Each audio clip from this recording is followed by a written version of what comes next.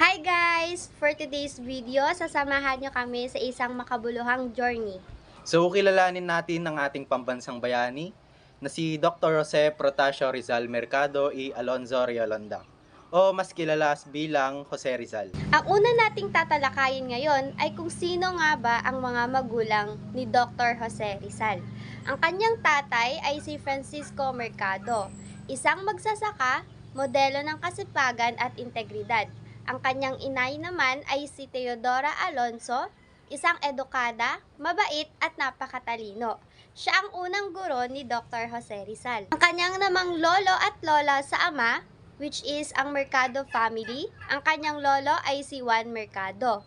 Ito ay naging isang gobernadorcillo. Ang kanyang lolo naman ay si Cirilia Alejandra mula sa pamilyang respetado sa bayan ng Laguna.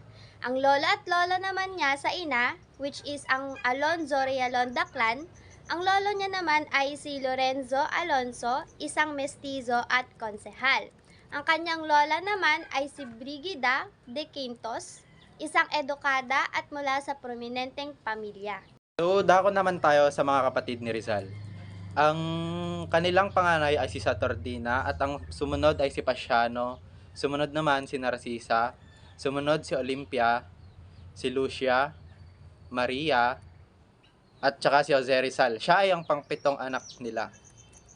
Tapos ang pangwalo naman ay si Concepcion, Josefa, Trinidad, Soledad, at wala na. Imagine, galing sa malaking pamilya pero lahat sila may ambag sa buhay ni Rizal. Sana all. Lalo na si Pasiano na nagsilbing mentor at protector niya. Ngayon, dumako naman tayo sa edukasyon at talino ni Rizal. At dahil napakatalino niya, nag-aral siya sa iba't ibang paaralan tulad ng Ateneo de Municipal de Manila, kung saan naging sobrang honor student siya. Pangalawa naman ay ang University of Santo Tomas. Doon siya kumuha ng pag-aaral ng medisina. At syempre, nagpatuloy pa siya sa Europe kung saan niya tinapos ang kanyang Doctor of Medicine sa Universidad Central de Madrid.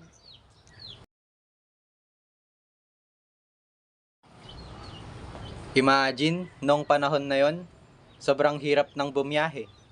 Pero nagawa niya pa ring paglingkuran ang ating bayan. Ngayon, dumako naman tayo sa kanyang mga akda. Kung bayani lang ang pag-uusapan, si Rizal hindi espada ang ginamit, kundi panulat.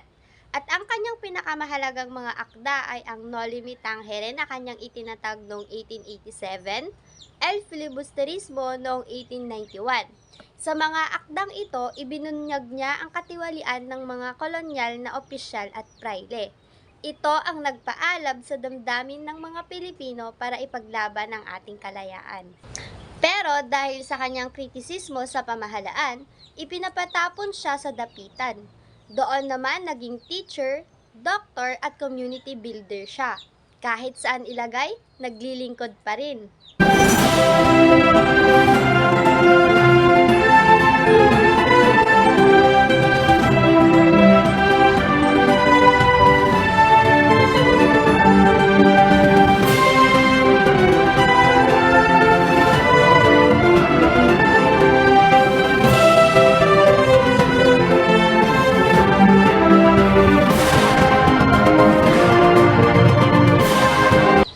Ngunit noong December 30, 1896, ginanap ang kanyang pagbitay sa Bagong Bayan, na ngayoy tinatawag na Luneta. Hindi man siya nabuhay para makita ang kalayaan, pero ang mga ideya niya ang nagpasiklab ng revolusyon. Hanggang ngayon, buhay na buhay ang alaala ni Rizal sa mga libro, sa ating sentimo at mga pera, sa mga paaralan, monumento at batas, at syempre na rin sa bawat puso ng mga Pilipino. At ayan ang mabilis pero makabuluhang paglalakbay sa buhay ng ating pambansang bayani. Hanggang sa muli!